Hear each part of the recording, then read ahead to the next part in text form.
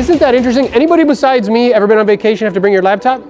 Anybody besides me, significant others, get pissed off because I'm checking it all the time? We don't live in a world of rich and poor. We don't live in a world of haves and have-nots. We live in a world of people who have leverage and people who don't. This house is fine. Now what I'm going to do is buy a bigger fucking one and bigger hole. I can't work 10x harder. I need leverage. Those are the facts. It's the way that shit is.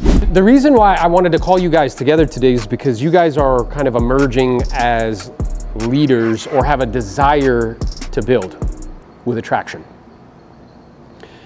And I really do think, and this is what I'm going to be talking about tomorrow, really kind of hammering this home, but I want to share it with you guys, is as your understanding of leverage increases, your excitement about attraction increases. Okay? So all of us here have been hard charging in real estate for an extended period of time, some longer than others, correct? I'm 17 years in the game. Who's longer than that here? 22. 22 years in the game. Okay. How about you? 12 years in the game. 18 years in the game. So we turned ourselves into people that can grind.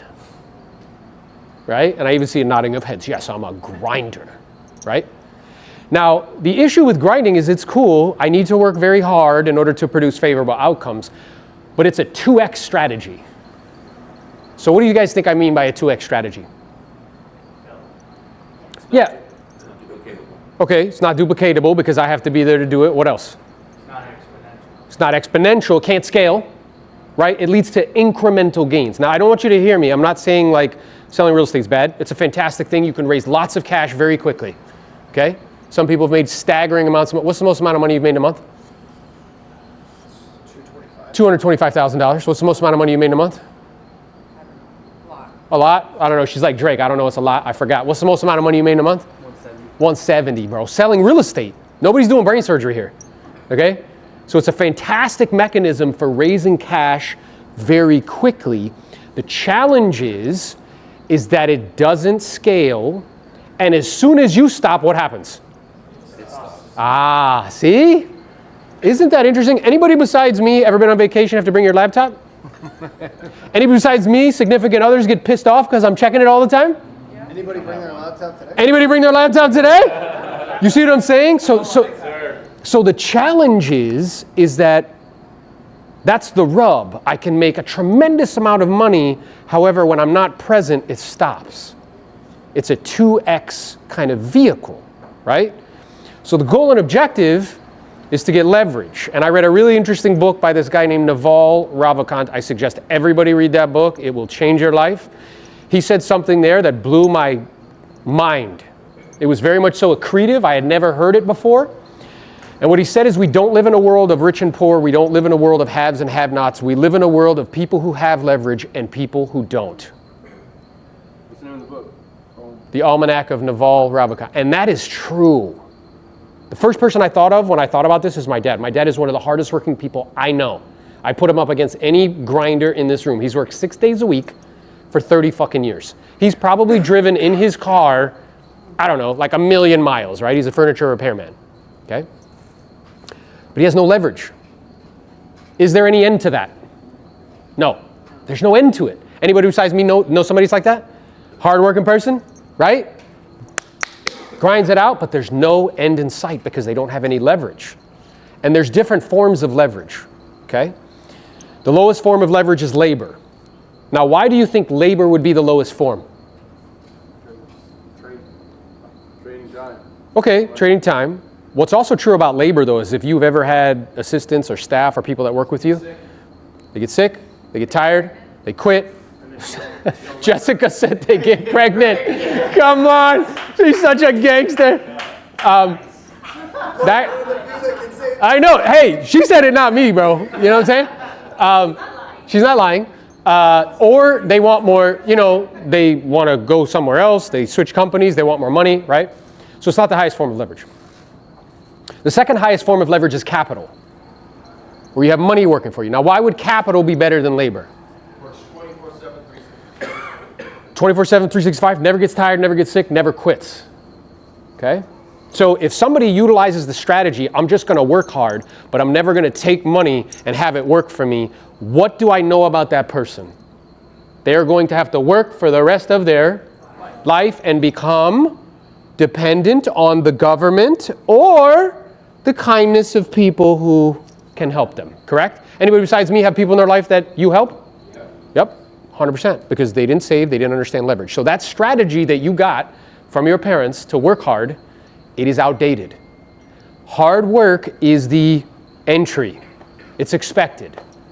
It's not a strategy. You see what I'm saying?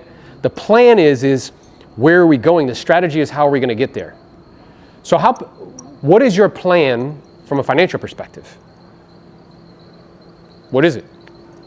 What's your plan? Have enough passive income to carry my bills. Okay. The four majors. Passive income to cover housing, transportation, food, and insurance. Would everybody agree that that's a worthy goal and objective? Okay, cool. So I can't work 10x harder. I need leverage. The third highest form of leverage, and these go in ascending order, by the way, is media. That's why Ricky's in the room. That's why you guys are seeing me all the time on media. All the time, baby, banging on it, right? Why would media be superior to money? Now that's an interesting thing to think about. Why is media more powerful than money? You see, the audience compounds. Why would that be valuable? Well, first, what is compounding? What does that mean? Multiplies. It gets bigger over time, right? So why would that be valuable that the audience compounds? More attention. Okay.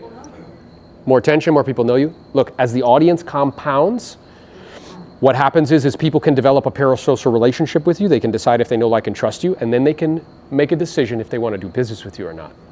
Guys, when I was on Ryan Pineda's podcast, how many people saw that? That's pretty dope, right? Yeah. When I was on his podcast, I realized something sitting down with him. I'm like, look, he's a smart guy. He's not smarter than me. He's definitely not a better salesperson than me, okay? What he is he understood and poured all of his time into that form of leverage. He's only been doing media for 3 years, seriously. 3. Not 10, 3. Okay? So media is the third highest form of leverage, and then the highest is software, code. Look at all the richest people on the planet. Larry Ellison, he's the guy with Oracle, code. Zuckerberg, code. Bezos, code. You see what I'm saying? Elon, code. I would propose Tesla's a software company, and PayPal was software. Tesla's a data company. Right. So with this understanding, I need everybody in this room to understand you can sell real estate, do it in high volume. We're going to help you sell it as much as possible. What I'm also aware of is if you don't start to add more leverage in your life, you will never stop doing that ever. Ever. You just won't. I don't care who you are. Those are the facts. It's the way that shit is, right? And I need an accurate assessment of reality in order to produce a good outcome. I have to see what's true and make decisions accordingly. Okay. So if you have a goal or objective at some point getting off that off-ramp, what options do I have at my disposal? One is I can take money that I'm earning, all of these great, monthly paychecks that we're getting, or multiples of paychecks, and I can take some of that money and I can put it into investments, things that pay me money, right? Whatever that is. I don't care what it is. We're not going to get into an interesting debate as to what's better, right? But it makes sense to do it. What's the challenge with that strategy? KJ said discipline. That's part of it. How many of us know a lot of people who make tons of money and don't invest any of it? And are still going to seminars at 70 years old talking about contacts? You fucked up if you did that. So discipline. What else? It's limited. Yeah, it doesn't. Tell me what you mean. There's so much capital that you can deploy at one time. Yeah, so I'm limited, and here's the problem. I need permission. Why do I need permission? I need your permission to give me money. Otherwise, it's called stealing. I need your permission. Now, we've all turned ourselves into the type of people that we can get people's permission. You might get 100 people's permission a year. You might get 100 people's permission a year, right? But I need people's permission. Would it be better if it was permissionless? Yeah. Would it be better if I needed no one's permission? Oh, that would be much better, wouldn't it? That would be fantastically better, wouldn't it? Okay, good. So that's one strategy I have at my disposal. The problem is, also nobody mentioned, it takes a long time. It takes a long time, okay? So I sold real estate for 17 years. I sold 2,000 properties, right? In order to get enough cash to invest to make $9,000 to $10,000 a month residually. 17 years of blood, sweat, and tears. Of looking at my wife for the first 5 years all the way up being like, babe, I could be doing something else with my time. Anybody besides me ever do that? Yeah. Like legit, like, I don't think I'm gonna do this anymore, right? Like that's a long time. You know how many appointments that is, bro? It's like 4,000 listing appointments. You know how many hours of prospecting it is? It just takes a long time. So it's not that it's a bad strategy, it just takes a while, right? But I do propose you do it. But what if we can add other forms of leverage that are permissionless and are faster? Anybody be interested in that? I'm sorry, would anybody be interested in that? Yes, sir. Okay, good, because I'm super fucking interested in that. Right? I don't know about you guys, I want time freedom and location freedom. You know what I want? I want anywhere I'm walking around, there's a pile of fucking money behind me. People can't see it, but that's what's happening. It's right behind me. Anywhere I am on the planet. Okay? You like that idea, don't you? Hell yeah, she likes that idea. Who wouldn't? So, those two forms of leverage are the following. One is the media thing. For some of you in this room, some of you are doing it, some of you aren't. Brian's a perfect example. How long did it take for me to convince you to do media? Wow. Yeah, he's being generous. It took me like 8 months probably. 7 or 8 months to convince him. He's like, how do I know? And da-da-da, and this and that. And yet now, you are fully embracing it. How many agents do you have in your organization? 28 agents in his organization. That's what I'm talking about. Now, those 28 agents, approximately, I know it fluctuates, but approximately, what does that produce for you in residual income? I have to put a number like 2,500. 2,500 a month. So think about this. How many doors would you have to earn to make $2,500 a month? At 500 a door. 5. You guys can do math. I was just checking. That's not one commission, it's every month. Exactly. So you'd have to own 5. That's 5 down payments, bro. How long would it take for you to get 5 down payments? California, wow. Oh yeah, in California a while. How long did it take for you to get to 28 agents? I mean, since I joined, a year and a half. A year and a half. Do you see what's happening? It's a compression of time. Now, why is it happening that quickly? Partly because of the media, but the other part is what is EXP? It's software. Okay, so YouTube, does YouTube create any content? KJ's like, yeah, they do, goddammit. In my neck of the woods, they do. So they don't. They actually, they're just a, what? Platform. Who creates the content? We do. Do brokerages sell any real estate? No. Who does? We do. So that means brokerages are? Oh my God. How interesting. Bet you didn't think about like a brokerage like YouTube or a brokerage like Instagram. It's just a platform with some kumbaya and some hand-holding. It's a piece of plastic. Right? So it's just a platform. So I want you to stay with me for a second mentally. So if it's just a platform, what YouTube said to their content creators is they said, hey guys, we have a very interesting relationship with each other. We're a platform. We don't create jack shit content, okay? You guys create all the content. You're the talent. We need to come up with a mutually beneficial financial arrangement so we can keep doing this as a business. Is that logical? Okay. If they didn't do that, what would have happened? They would have went out of business. They had to do that. Do you see? And what they came up with is they said, hey, if you have 1,000 subscribers and 4,000 hours of watch time, we will give you half of the revenue that we generate from ads on your content. First question, is that a scam? No. That's just an economic model called? Revenue sharing. Oh, you mean there's other businesses that do this rev share shit? Yes. And do you know what YouTube did for 15-year-olds? Made them fucking millionaires. Why? Because it's permissionless leverage, guys. Okay, so 50 years ago, did you need somebody's permission to get on TV? Yeah. Yes. 100%. Do you need permission now? Nope. I'm on your phones all the time. Do you need permission to get on the radio? 50 years ago? Yep. Do you need permission now? Nope, I can do a podcast whenever I want. You guys see all the podcasts I do. Do you see what's happening? So it's permissionless. And what Glenn did is he gave us access to software. Let me ask you a question. What's more difficult? Build the platform or use it? Building it is fucking more difficult. Did I build YouTube? Do I use it? Did I build Instagram? Do I use it? I'm sure you guys are used to coming to meetings if you haven't come to one of these meetings that are very boring. You want to fall asleep 5 minutes in. This is the good shit, not the bullshit. Okay? People who teach mindset do that because they can't teach tactics. So we're going to talk about tactics today, and we're going to talk about ways of thinking. I have the good fortune, I coach 100 agents throughout the country, 12 of which make over $1 million a year. And I can see, I get a very clear, up-to-date access to what's going on in the market from producers all around the country. And I'm noticing as the marketplace has shifted and changed, it's created a lot of internal tension for people. It's created a lot of anxiousness. I have a lot of mental health calls with people. There's tears at least twice a week, no bullshit, like 100%. So I think part of the reason why is focus. And if you look here, there's nothing worse than somebody who's enthusiastically running in the wrong direction. That's me right there. That's Gabriella's work right there. That's pretty dope, right?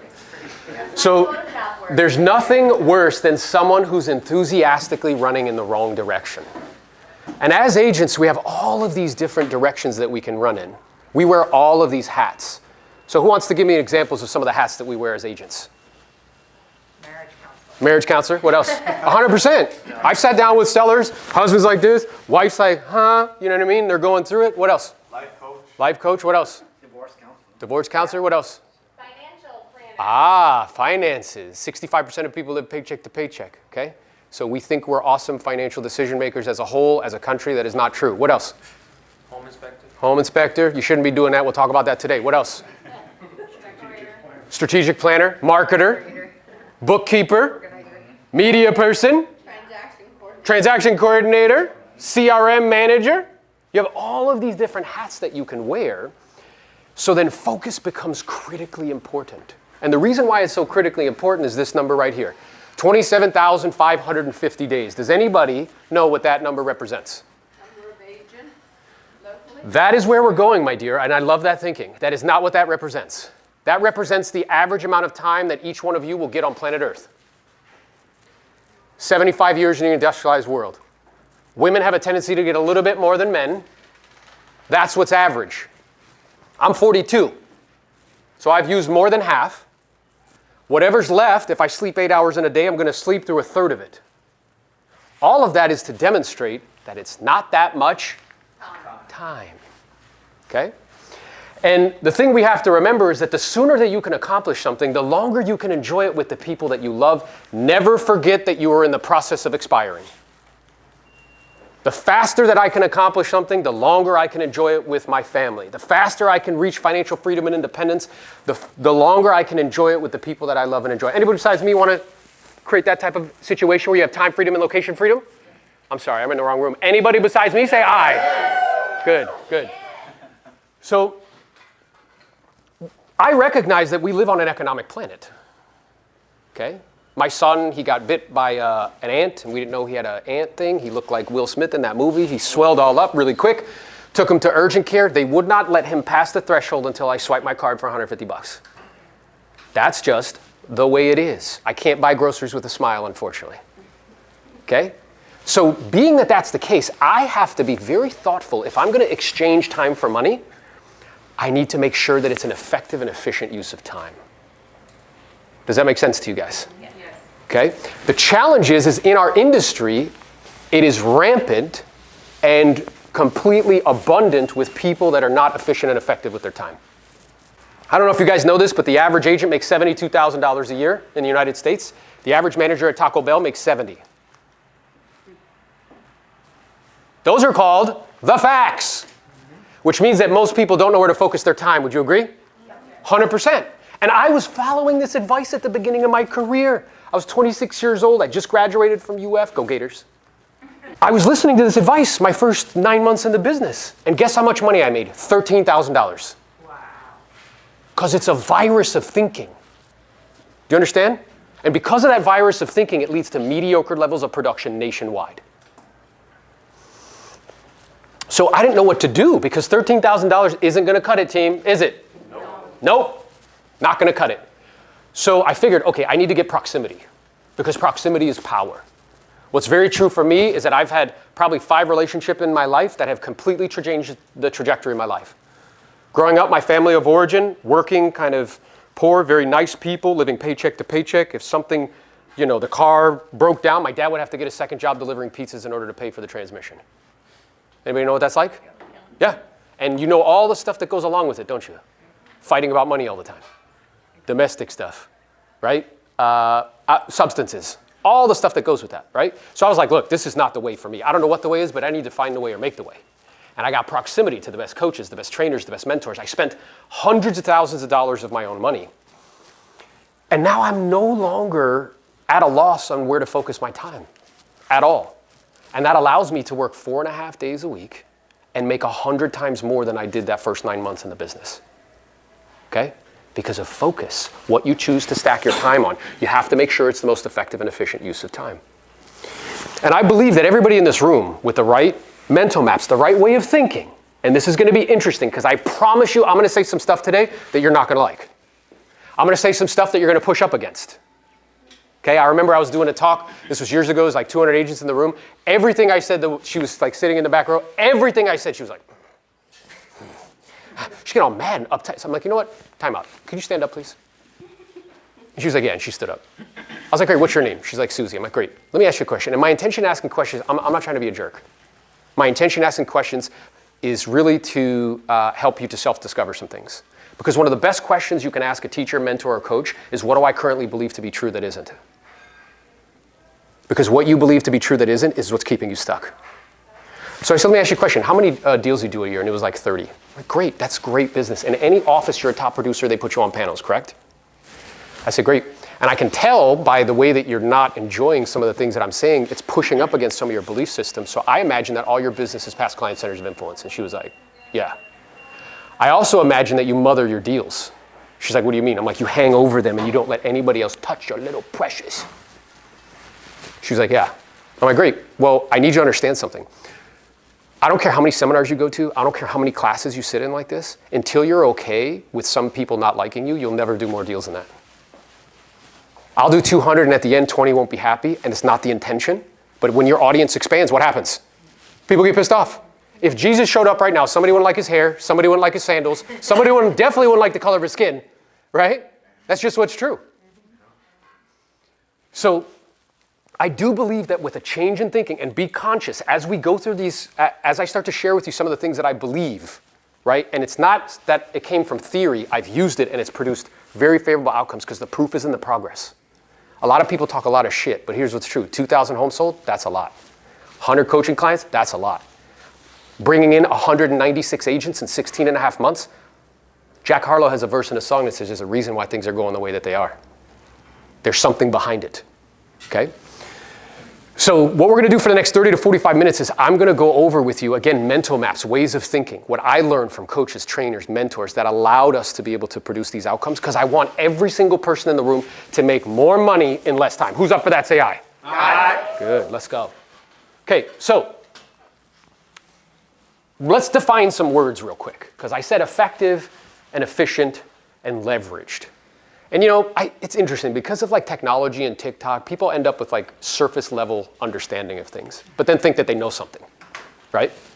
So efficient, that word actually means working in a well-organized and competent way. Guys, we deal with agents all the time, not well-organized and not competent. Like a fucking shitty mess. Like your schedule's all crazy. We have to text people 15 times and send them 10 emails and like, I didn't get it. You're like, really, bro? So disorganized, don't use a Google Calendar, okay? Just completely not efficient. Let's look at effective. Being successful in producing a desired or intended result. What's the desired or intended result in real estate? Money. Fucking money, thank you. Right? People are like, oh, I love people. I'm like, that's gross. You haven't dealt with enough people. I love houses. That's ridiculous. You know how many houses I've been in where I need to like burn my suit because they had a cat farm? Most. And you gotta be like, oh yeah, the fucking purple carpet, that's dope, yeah. Right? So, but If the effectiveness, if we're defining that as producing a desired and intended result, and the average agent makes $70,000 a year, $72,000 a year, and the average manager at Taco Bell makes 70, how well are agents doing here?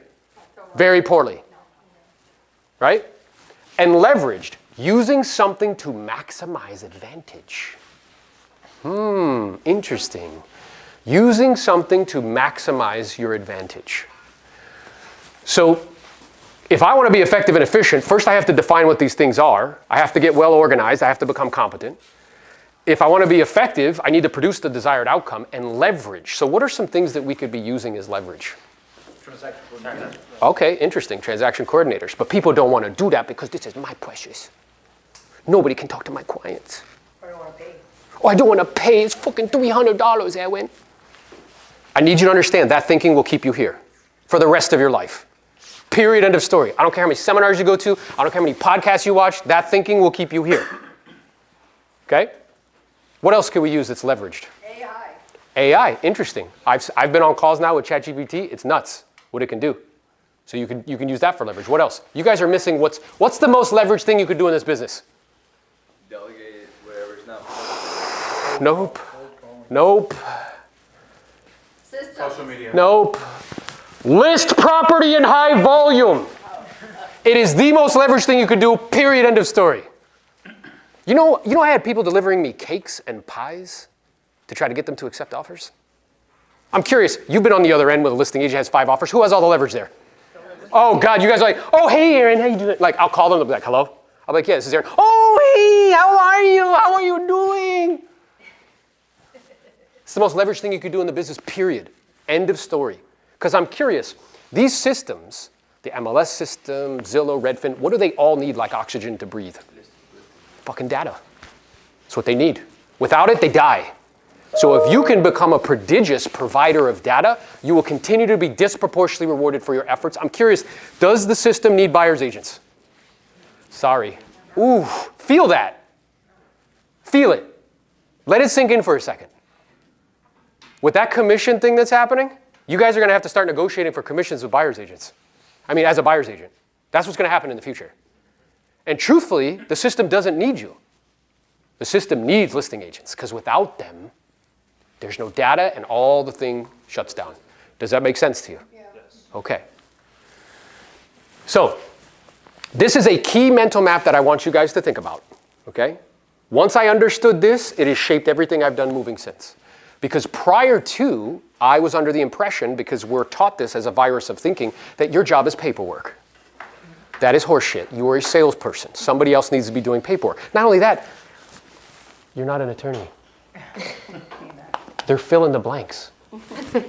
That's how much they trust you. Do you know why? You know what the barrier to entry is to become a real estate agent? You need to get a C on a test. Have $1,000 and not be a felon yet. Ta-da! That's the barrier. So your job isn't paperwork. They're telling you your job is to sit in networking events. I'm curious, are any of those people going to buy houses from you? No, you need to be in the presence of prospects, people that are actually going to do business with you. Do you see? You have to change the way that you think about things. But let's think about this value chain. Because they were teaching me, again, that virus of thinking, that mediocre thinking was teaching me, hey, all of these things are your job. But every business has a value chain, every single business. That goes from highest value activities to least valued activities. So let's walk through an example that we all sit through or have, right, experienced before, which is the doctor's office. So you make an appointment with the doctor. I'm curious, do you talk to the doctor to set that appointment? Nope. Who do you speak to? Receptionist. That's awesome. Then you show up. Who greets you at the door? The doctor? Receptionist. What's the first question they ask you? Do you have insurance? Hey, listen. Do you have payment? How the fuck are you going to pay for this? Is this cash or do you have insurance? Then what do? They hand you a clipboard and you sit down. What are they doing when they hand you the clipboard? Getting all your information. That's called pre-qualifying. Where does it hurt? How long does it hurt? Do you have a history of it hurting? Have you traveled out of the country? Are you taking any medication? Right? It's pre-qualification, which is what we should be doing with clients before we go see them. Not like, hey, Amy, I want to sell my house. Great, I'll be there at 10. No, that's dumb. That is not effective, nor is it efficient. You will end up mediocre. Okay? After you hand back the clipboard, they say, okay, now you need to wait. And the doctor will be with you in a moment, which is a lie because that's not who greets you. You wait 30 minutes and who then talks to you? The nurse practitioner or the physician's assistant. And what do? They look at the little chart. Now it's on an iPad. Interesting. Should you guys be using pieces of paper? Fucking no. But you still do because it's not effective nor is it efficient. They have an iPad now, so now they have the iPad. They're like, hey, Aaron, you hop on the thing. They weigh you. You pee in a cup. They bang on your knee. They say, hey, I see da-da-da-da-da. Great. Great. The doctor will be with you in a minute. That's also a lie. Because how long does it take? Half an hour later. Half an hour. Half an hour later, check this out. He or she blows in, looks at the iPad, says, hey, nice to see you. Looks like you're in for this. They look in your ears. That's a bill. You go, that's a bill. They touch your throat, that's a bill. They touch your abdomen, that's a bill. They look in your eyes, that's a bill. They write you a script, that's a bill. And they say, I will be back with you. I want you to come back in 2 weeks just to check in and see how you're doing. Tap you on the head, and they leave. They do that 20 times a day. I know because Carla's parents are both retired physicians.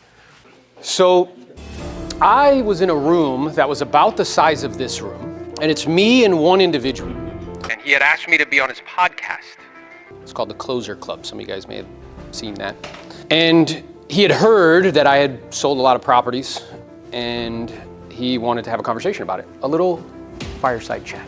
So I was like, sure, why not? And it's just me and him and a camera on a tripod. And he's like, are you ready? I'm like, for what? He's like, I'm about to go live. And I'm like, go fucking head. So he pushes the button, goes live, and we proceed to have a 45-minute to an hour conversation. He asked me some questions, I answer. Then that's it. It concludes, he shakes my hand, I say, thanks for the opportunity, he says, thanks, and he leaves. And I think nothing of it. I just go about my business about listing and selling property. And 7 days later, I find out that 4,000 people had watched that live stream and podcast. And in 1 week, 5 agents from California to New York called me and wanted to give me money. And I said, I was forever changed at that moment. Because you see, up until that point, I literally thought social media was for my wife to post pictures of our kids and food on vacation. Stop doing that, by the way, because nobody gives a shit what you're eating, okay? That's what I thought. So I became obsessed. And over the last 2 years, I have read a lot of books, and I paid someone $25,000 for a year's worth of coaching. He makes $1 million a month on social media. You think he knows what he's doing? Yep.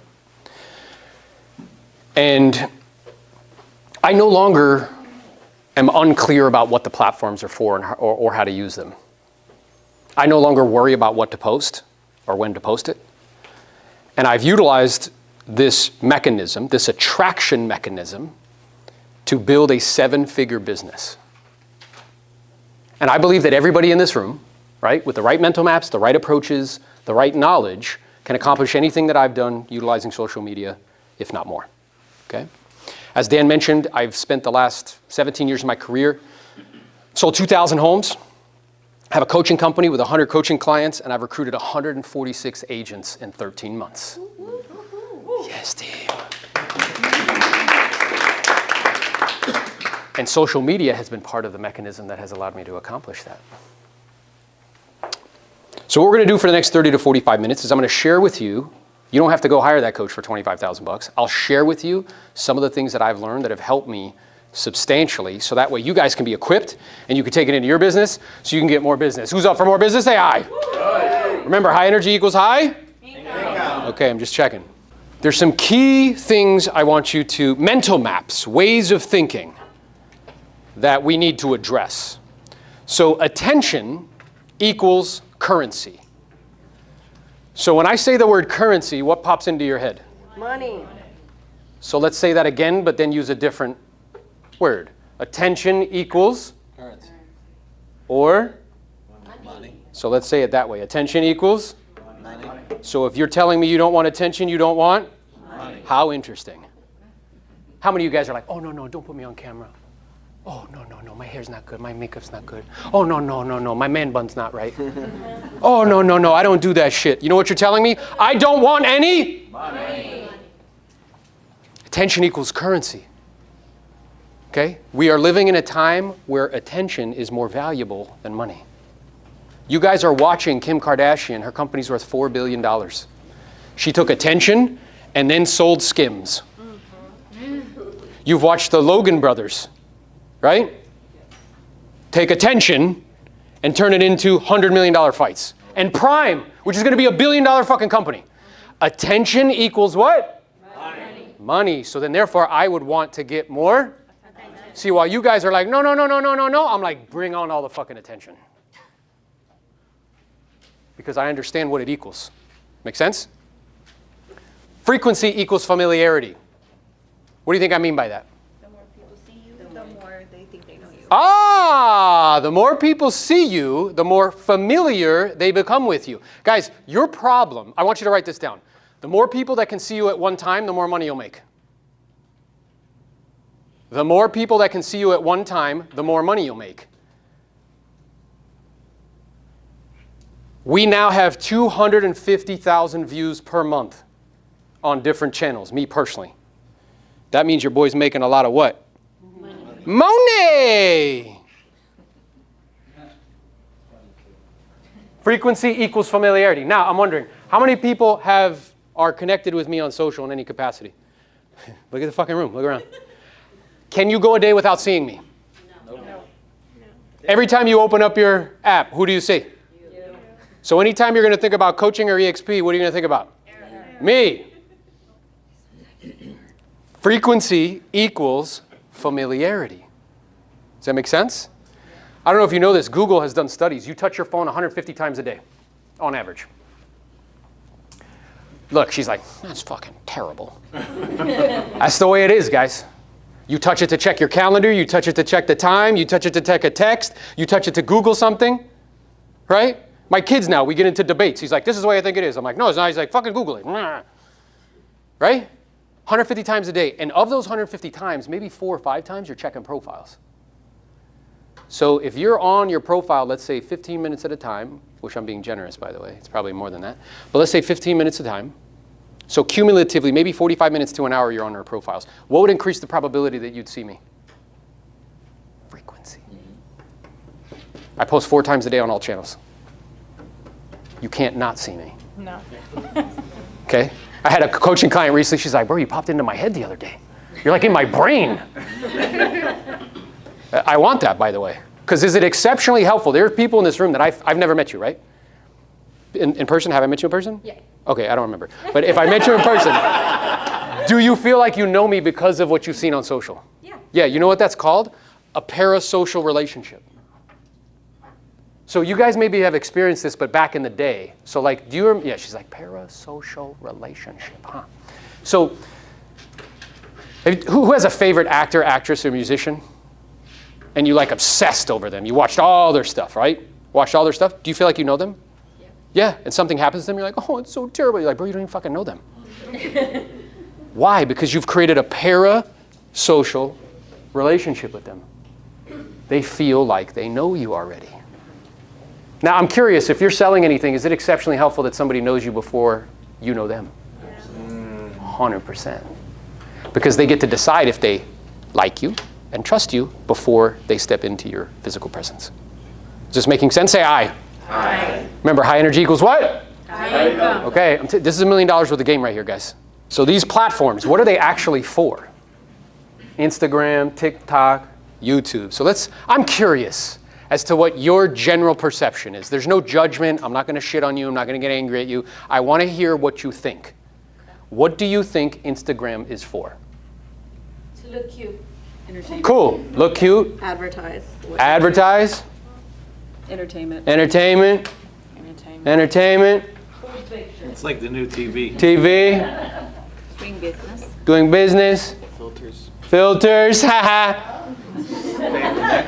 So this is very interesting. Do you see? Guys, you need an accurate assessment of reality in order to produce a good outcome. I have to see what something is, and then I can make decisions in accordance with it. Now, I'm curious, what do you think TikTok is for? Funny videos. Funny videos? What else? Education. Education? What else? Young kids. She's like, I don't even know what fucking TikTok is. Young kids. Young, okay, there's a prejudice there of age that it's for younger people. By the way, let me see a show of hands. How many people are on TikTok? I don't think these people are young for the most part. So there's, yeah. Hey, she's like, oh my God. How dare you? No. Good. Now, what do you think YouTube's for? How to. How to, education, search engine. Okay, interesting. It is actually the second largest search engine in the world. First largest is Google, and Google owns YouTube. So, we have to understand the difference between short form and long form content.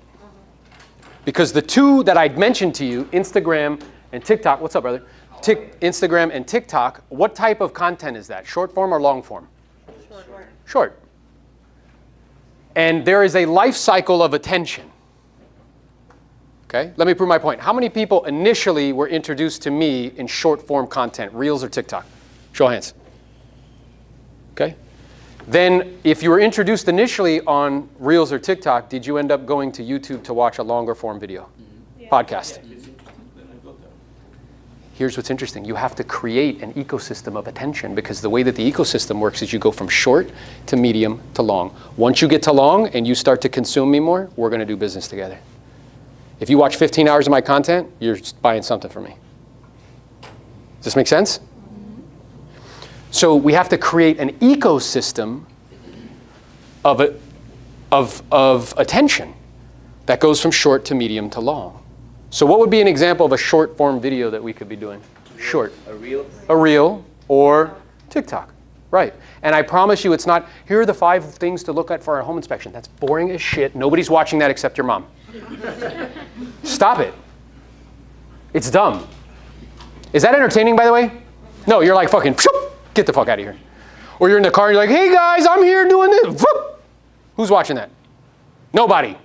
Who's that really for? Make me feel real important. You understand? And then medium form content. That's a video that's between 2 to 6 minutes long, maybe 8. And then long form is a podcast.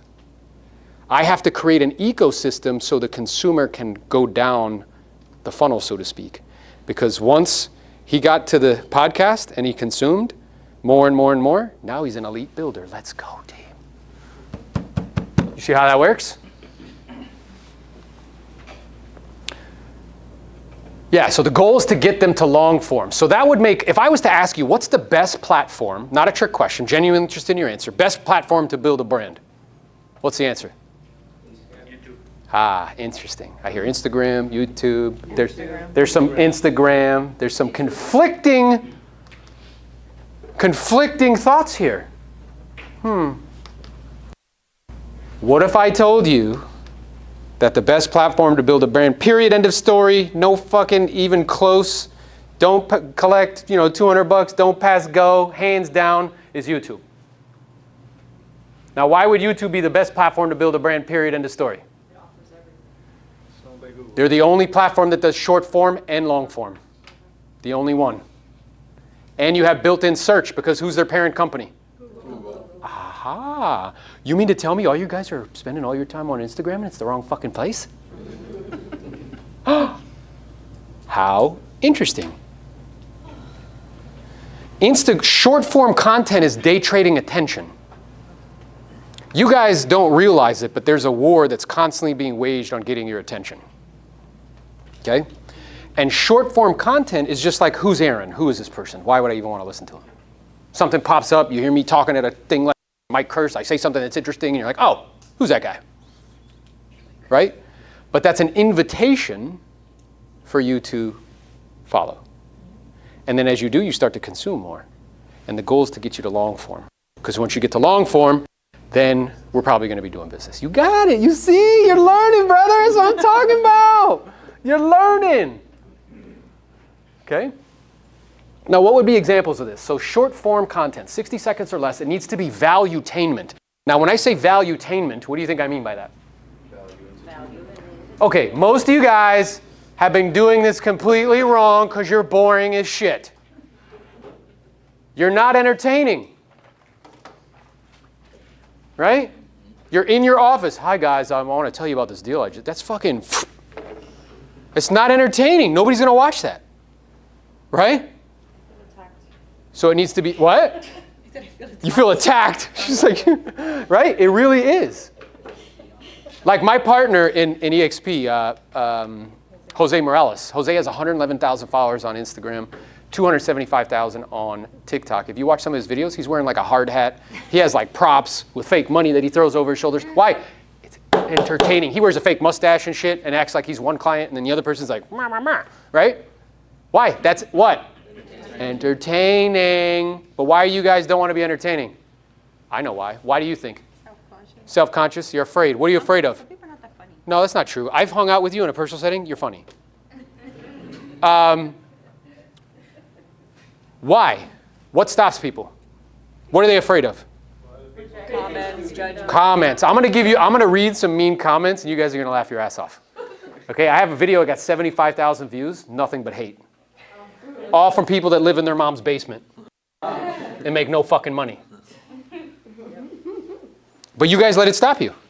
You get one mean comment, you call your mom, oh my God, I can't believe they said that about me. It's not. So we have with us today the one and only pride and joy of Texas. Miss Jessica Nelson. She's a fantastic real estate agent. She's a coach for the Elite Coaching Company. And she's an awesome human. Super excited to spend some time with her and see what she has to share with us. So you came all the way out from Texas. It's not that far. It's not that far. That's true. What was the experience like for you? What were some takeaways? I'm so excited for the vision. Access to Michael Jordan and Kobe Bryant, and you play basketball, Yeah. and you sit at their table, and you have dinner with them. You hung out with them all weekend. Like, what's better than that? We're gonna be 2,000 people. Oh, for sure.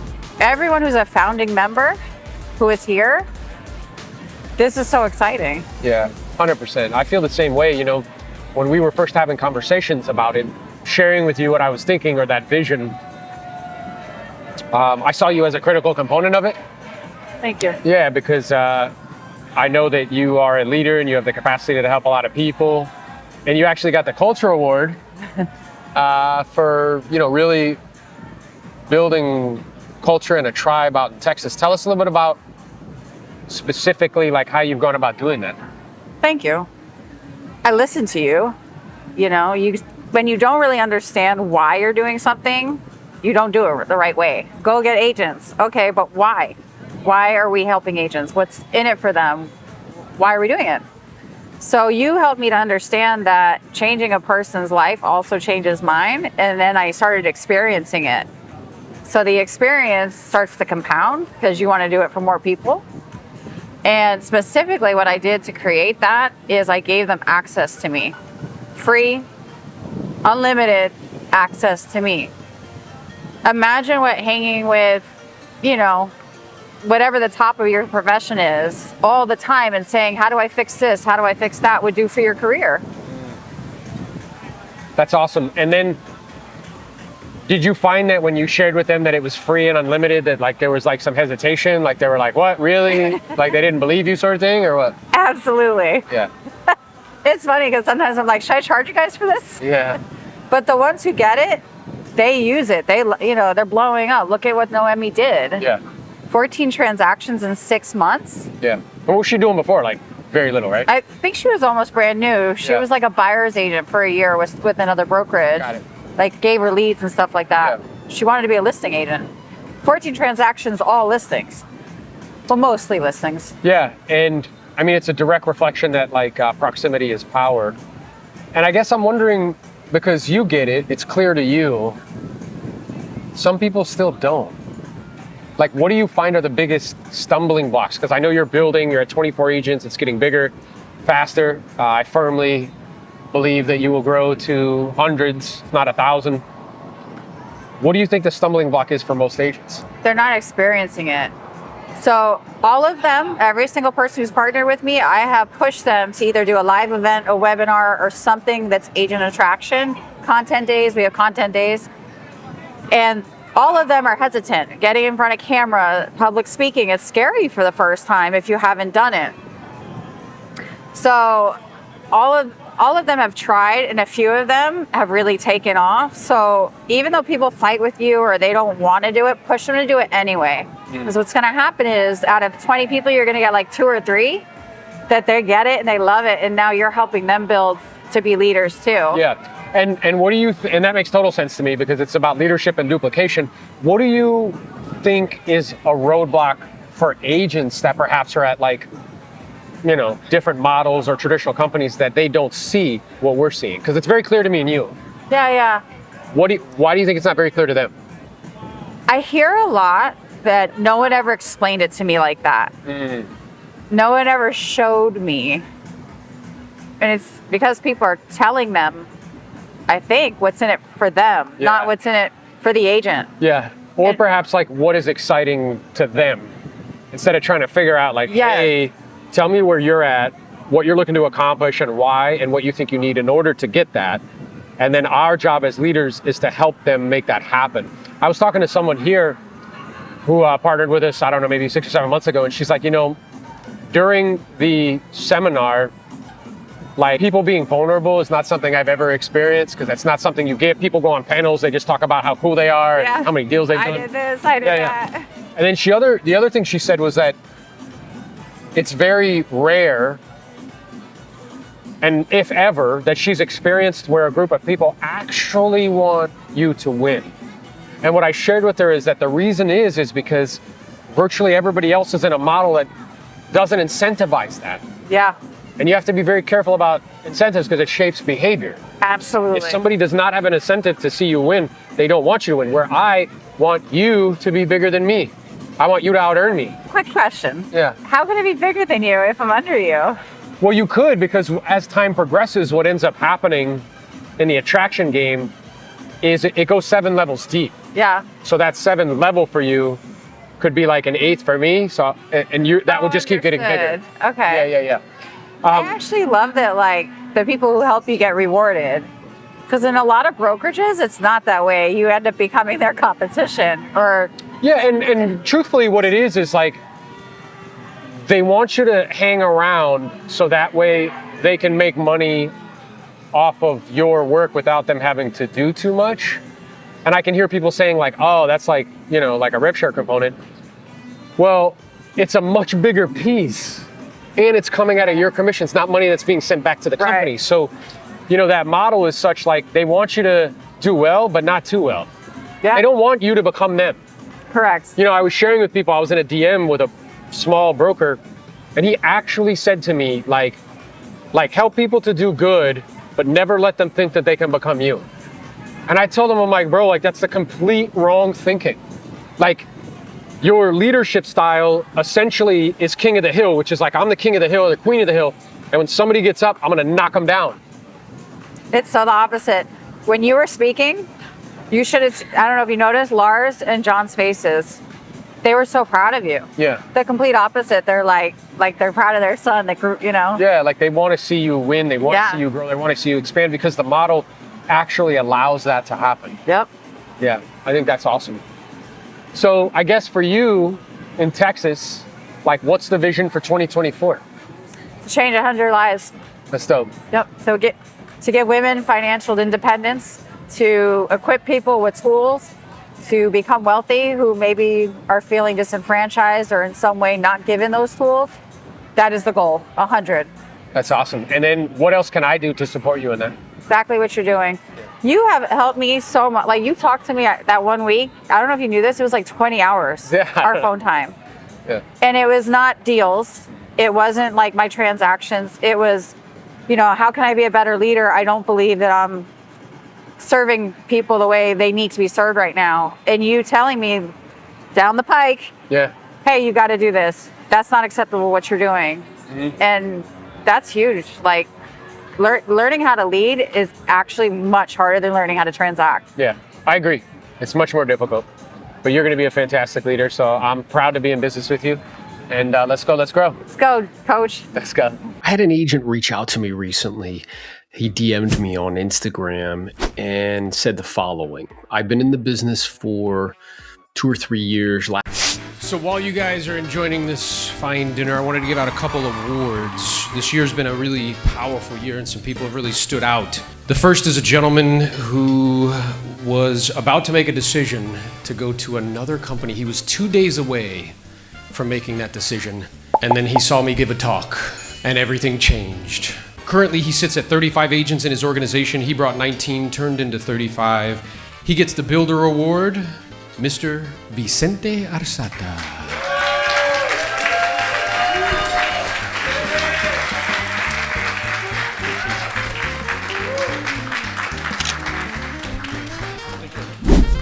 Thank you to the Academy.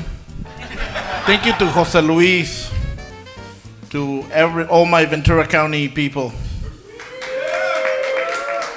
Thank you to Lars, but most everything, thank you to Carla and Aaron. It's pretty awesome. Thank you for everything, for your leadership, your love, your friendship, and to us, to continue growth. Thank you.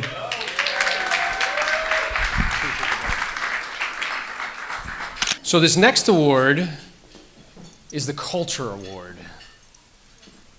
And to build culture is not easy. You have to be intentional, you have to be purposeful. And this person has done that in the great state of Texas. She's been growing her organization, currently sits at 24 agents.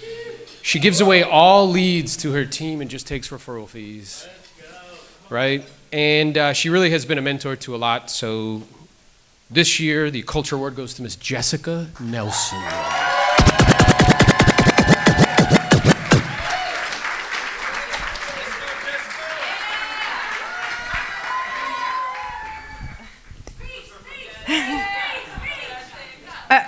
I want to know why you didn't stand up.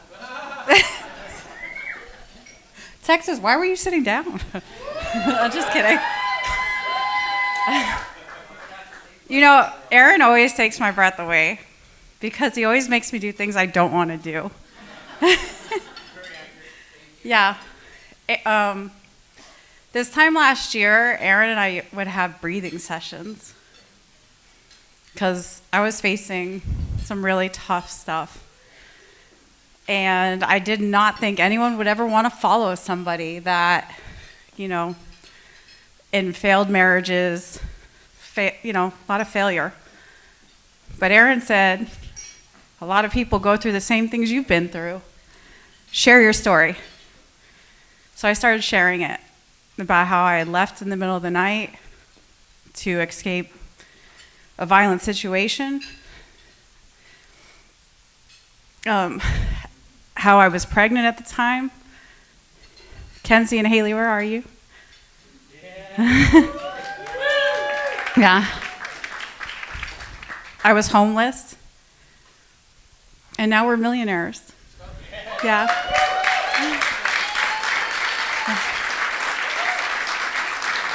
Yeah. But it's not about me, nor is it about Aaron. It's about you and all the people who can be helped by you. Everyone in this room can help at least 10 people this year, 20 people. If you had the courage to spend the money to come here, California, how long is that flight?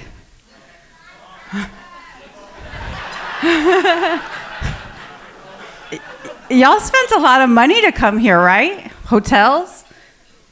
If you had the courage to invest in yourself, you can teach someone else how to do something for them.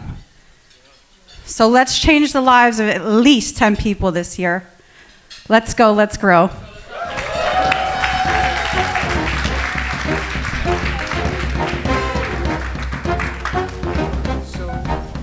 The last award that we have, yeah, clap it up for Jessica, let's go. So the last award is a production award because unbeknownst to many, EXP is a production-based company, okay? Without production, there is no rev share, and we're all about production and being as productive as possible. This is the Rookie of the Year award. This individual, prior to coming to EXP, wasn't really doing too much. Once she got the proper proximity, she capped in 3 months. She did 14 transactions in 6 months, and she brought 5 people to the company. So please come up to the stage, Noemi.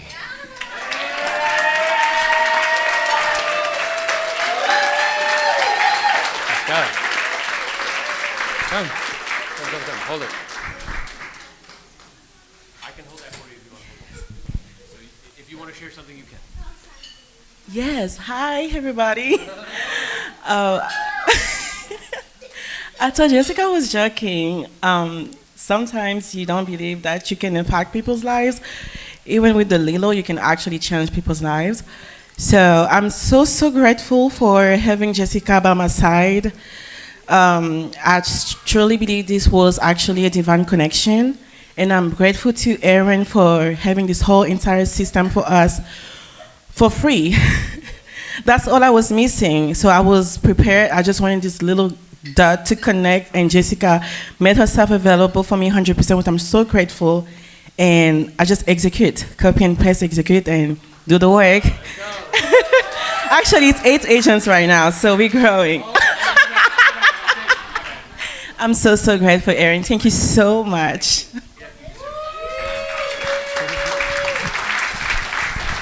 This next panelist is going to teach us how to keep our money.